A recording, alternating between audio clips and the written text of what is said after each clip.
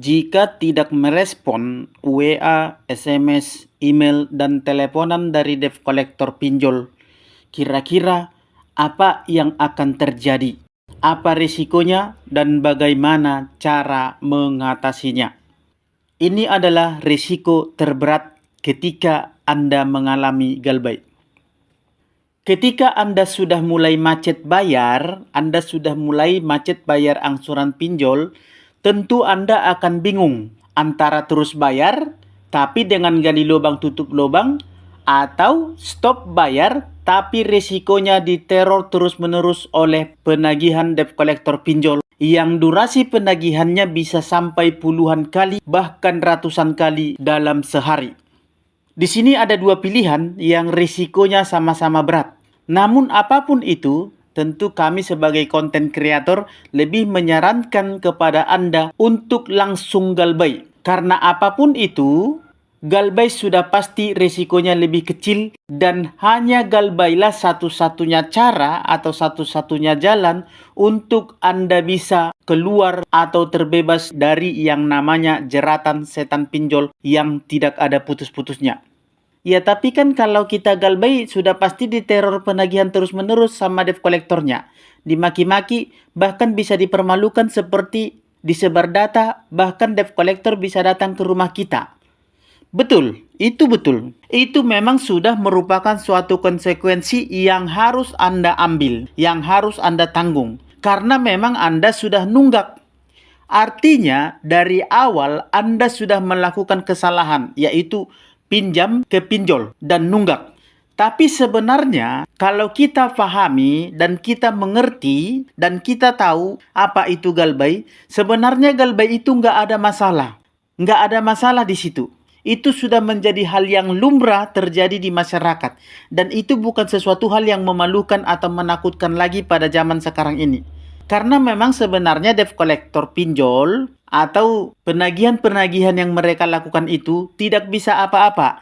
Artinya mereka, debt collector pinjol itu, tidak bisa ngapa-ngapain Anda. Tidak bisa ngapa-ngapain nasabah yang menunggak.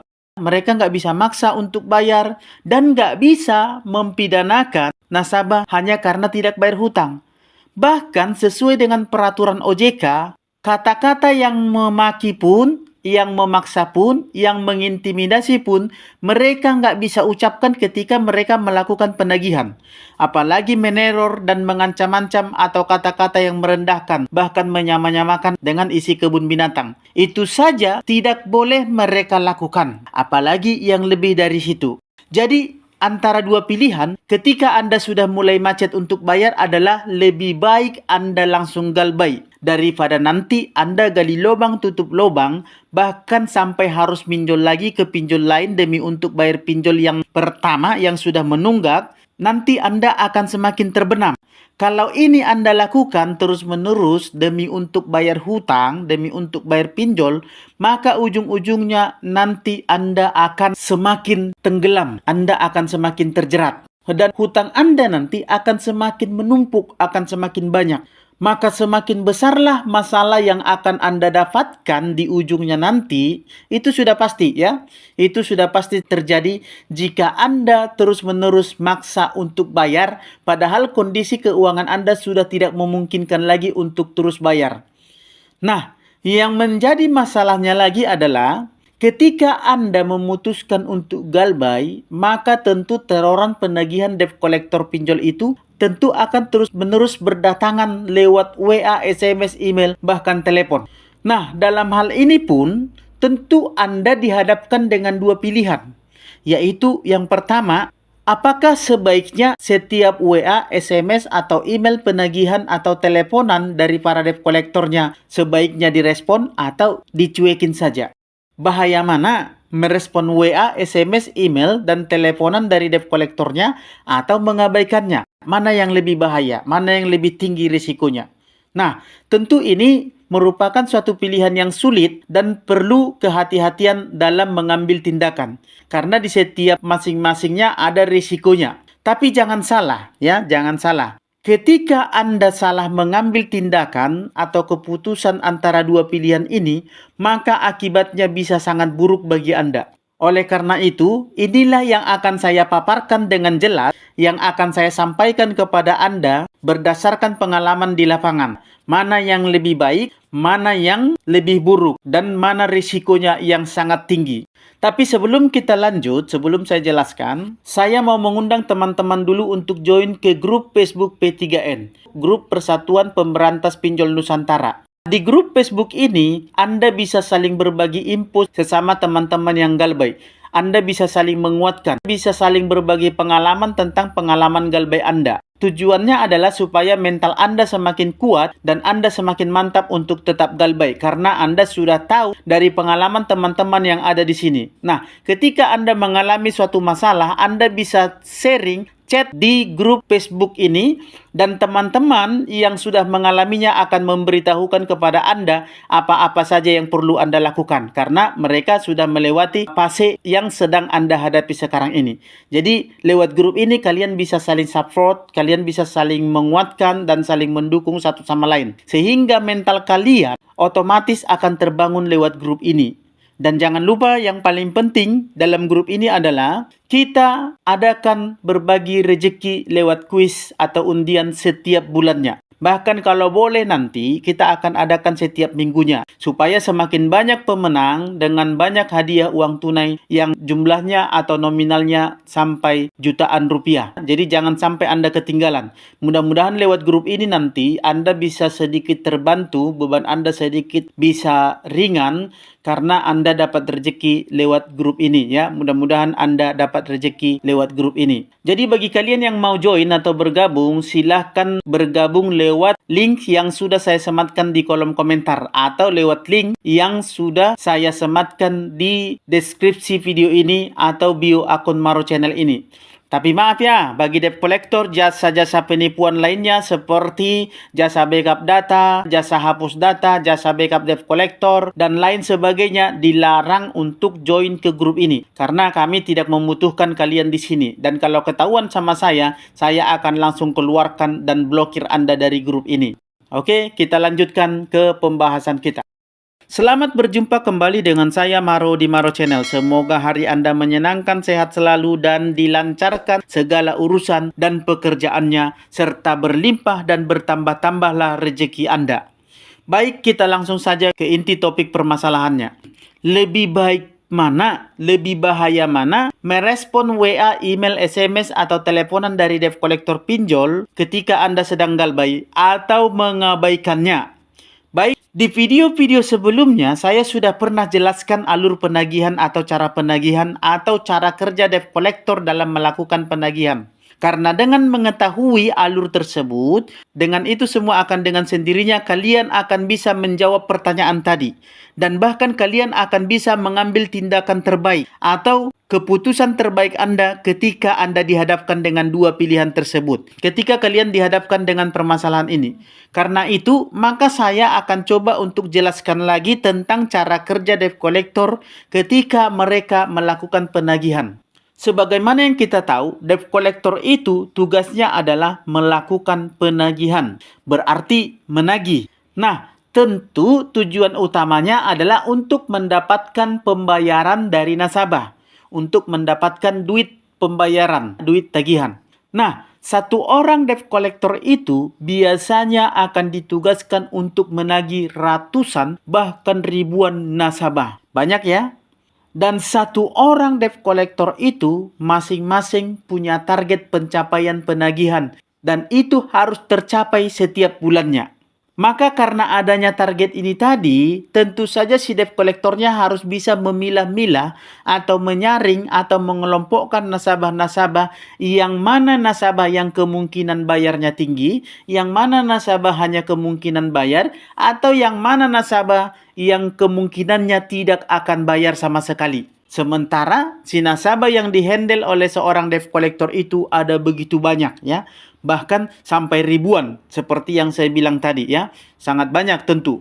Nah, ketika debt collector ini menghadapi ribuan nasabah, nggak mungkin dong nasabah sebanyak itu bisa dikirimin chat penagihan setiap hari secara terus-menerus. Bahkan satu nasabah saja bisa dikirimi lebih dari satu pesan penagihan setiap harinya. Bisa 5, 10, bahkan ratusan pesan setiap harinya. Bayangkan jika dikirimkan 10 pesan saja untuk setiap nasabah setiap harinya ke 1.000 nasabah. Berapa puluh ribu pesan penagihan yang harus dikirimi oleh seorang debt collector. Mampukah seorang debt collector melakukannya?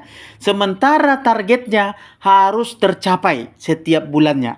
Nah, untuk mengatasi hal tersebut, maka seorang debt collector memakai alat yang kita namakan dengan broadcast chat otomatis, di mana alat ini bisa mengirim pesan penagihan ke ratusan bahkan ke ribuan nasabah sekaligus dalam sekali pencet, dalam sekali tekan. Artinya, mereka memakai bantuan robot, yaitu mesin pengirim WA, SMS, email yang bekerja secara otomatis. Jadi mereka nggak bikin sendiri. Mereka nggak kirim sendiri satu persatu ya. Bisa jebol nanti jari-jari mereka. Nah, dalam melakukan teror penagihan tadi, mereka memakai bantuan robot. Mesin ini mereka setting atau diisi dengan berbagai macam kalimat yang isinya berbeda-beda. Dan tentu saja kalimat tersebut berisi penagihan yang tingkatan penagihan atau ancaman atau terornya itu bertingkat. Ketika dikirimi pesan pertama tidak direspon, maka otomatis sekian lama terkirim pesan otomatis kedua. Tidak direspon juga ketiga, tidak direspon juga otomatis keempat. Nah, itu semua akan bertingkat ancamannya. Nah, setiap sekian jam, bahkan setiap sekian menit, terkirimlah pesan otomatis tadi ke setiap nasabah yang ada di daftar yang sudah mereka buat. Isi pesannya tentu berbeda-beda, seperti contohnya, tolong selesaikan tagihan Anda di aplikasi bla bla bla bla dan seterusnya. Ada yang isinya, dalam 1 kali 24 jam Anda tidak bayar, maka tim kami akan turun. Dikirimlah itu lalu kemudian dibubuhi atau disertai dengan gambar-gambar yang seolah-olah itu nyata. Ada juga yang isinya, jangan coba-coba memancing kemarahan kami. Pokoknya isinya itu berbagai macam kalimat yang tujuannya adalah untuk menakut-nakuti nasabah. Untuk membuat nasabah bagaimana supaya ketakutan, bagaimana supaya nasabahnya gusar, dan akhirnya nasabahnya merespon dengan ketakutan. Nah, itulah yang dikirim secara terus-menerus ke para nasabah-nasabah yang galbay tadi. Terutama ketika di awal-awal nasabah galbay 1 minggu atau bahkan 2 minggu di awal-awal galbay, mereka akan ditekan secara terus-menerus dan dikirimi banyak WA. Nah, setelah itu, durasinya akan semakin berkurang kalau nasabahnya tidak respon atau tidak balas chatan tadi. Dan akhirnya nanti akan semakin berkuranglah setelah 3 bulan atau 6 bulan galbay, nasabah tersebut akan semakin jarang menerima teroran atau pesan penagihan. Nah, sementara ketika ada nasabah yang respon dari antara 1.000 nasabah tadi, ada yang balas chat, maka mesin otomatis ini akan langsung mengkoneksikannya secara otomatis ke debt collectornya. Artinya, nasabah yang respon tadi atau yang balas chat, WA, SMS, atau email tadi, atau bahkan teleponan otomatis tadi dari mesin tadi, itu akan langsung diambil alih oleh debt collectornya langsung, manusianya langsung. Dan yang respon ini biasanya ketika merespon dia akan semakin ditekan, akan semakin dikirimi sesering mungkin pesan penagihan atau teroran bahkan ancaman yang lebih parah lagi isinya. Kenapa? Ya karena menurut mereka nasabah-nasabah yang respon inilah nasabah yang kemungkinan bayarnya tinggi. Karena menurut para debt collector, nasabah yang respon itu masih ada rasa takut, masih ada rasa khawatir. Bahkan masih takut kalau diancam. Sementara yang tidak respon tadi mereka anggap itu tidak mungkin bayar lagi karena mereka tidak takut. Respon saja mereka tidak, bagaimana mau bayar, ya kan? Itulah anggapan mereka dan memang seperti itulah fakta yang terjadi di lapangan. Nah, berarti menurut Anda, setelah Anda mendengarkan penjelasan saya tadi, bahaya manakah merespon WA, chat, SMS, email dari debt collectornya bahkan teleponan atau cuekin saja? Tentu saja jawabannya adalah cuekin saja. Selain hal itu akan membuat Anda diabaikan debt collector karena Anda dianggap tidak mungkin bayar, kewarasan Anda pasti akan lebih terjaga. Karena Anda tidak perlu membaca pesan-pesan penagihan dari debt kolektornya. Bila perlu, sebelum Anda baca, Anda langsung delete saja. Selesai perkara. Nah, itu dia. Lah, tapi kan di teroran dibilang kalau kita tidak respon atau tidak jawab, mereka akan datang. Mereka akan kasuskan.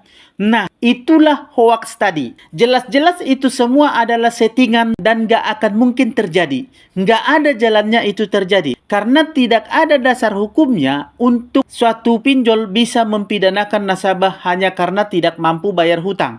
Kalau mau datang, ya datang aja. Nggak mungkin ngancam-ngancam. Kami akan datang. Saya akan datang. Nggak ada debt collector yang ngancam-ngancam. Ya, debt collector lapangan yang ngancam-ngancam seperti itu lalu baru datang. Debt collectornya tiba-tiba saja sudah muncul di rumah Anda. Itu yang sering terjadi, ya. Debt collector kalau mau datang, nggak pernah bikin pengumuman dulu. Itu nggak pernah, ya. Debt collector yang mau datang, bikin pemberitahuan dulu. Nggak ada, ya. Lagian yang ngirim chat itu kan mesin. Apa mungkin mesinnya mau datang jalan sendiri ke rumah Anda? Nggak mungkin itu, ya kan? Karena kan yang ngirimin SMS tadi atau WA tadi ke Anda adalah mesin yang mengatakan bahwa dia akan datang. Mungkin nggak mesinnya datang ke rumah Anda? Nggak mungkin itu, ya. Jadi intinya teman-teman, ketika Anda galbay adalah lebih baik bagi Anda untuk cuek dan abai terhadap semua bentuk penagihan karena semua itu hanyalah settingan dan hoaks yang dikerjakan oleh mesin pengirim otomatis yang sudah disetting dengan kalimat-kalimat tertentu. Dan ketika Anda respon, maka disitulah Anda akan diambil alih oleh debt collectornya, orangnya langsung. Nah, kalau debt kolektornya pun Anda masih tetap respon yang sudah mengambil alih tadi, yaitu desk collector ya namanya, yang bekerja di balik meja atau hanya lewat kantor saja, Anda masih tetap respon, Anda masih tetap layani, itulah yang ujung-ujungnya nanti akan membuat Anda didatangi oleh debt collector lapangan ke rumah Anda. Kenapa? Ya karena dengan merespon, maka Anda telah memberi secercah harapan kepada mereka bahwa ada kemungkinan Anda untuk bayar. Dan mereka tidak mau melepaskan kesempatan itu, kawan-kawan. Itulah yang terjadi sebenarnya di balik layar. Debt kolektornya akan lebih mengejar mereka yang mungkin bayar karena target yang saya bilang tadi. Nggak mungkin mereka menyia-nyiakan waktu dan kesempatan mereka untuk nasabah-nasabah yang tidak mungkin bayar. Itu yang sebenarnya. Debt kolektornya justru akan berpikir bahwa Anda takut, Anda khawatir ketika Anda merespon, makanya mereka lebih mengejar nasabah-nasabah yang merespon, yang jawab chat penagihan tadi daripada yang cuek. Apalagi tidak baca pesan sama sekali, sudah di-delete SMS atau WA-nya. Itulah yang terjadi. Jadi teman-teman, Anda sudah paham ya mulai saat ini. Ketika Anda tidak mau bayar lagi atau Anda sudah memutuskan untuk galbay, maka putuskanlah, jangan tanggung-tanggung. Sekalian Anda cuekin semua bentuk teroran WA, SMS, email, bahkan teleponan dari debt kolektornya. Maka Anda aman. Kalau tiba-tiba debt kolektornya datang ke rumah Anda hadapi dengan baik. Katakan, saya tidak punya dana saat ini dan kalau ada duit, saya akan bayar nanti. Kalau debt kolektornya memaksa terus, maka Anda bisa berkeras untuk menyuruh debt kolektornya pergi. Dan yang terpenting, jangan sampai menjanjikan kapan Anda mau bayar, supaya nanti janji Anda itu tidak ditagih oleh debt kolektornya dan Anda terpojok oleh karena janji yang Anda buat sendiri. Oke teman-teman, sekian dulu pembahasan kita di video kali ini. Semoga bermanfaat bagi teman-teman. Sampai ketemu di sesi berikutnya. Dan akhir kata saya ucapkan salam sahabat.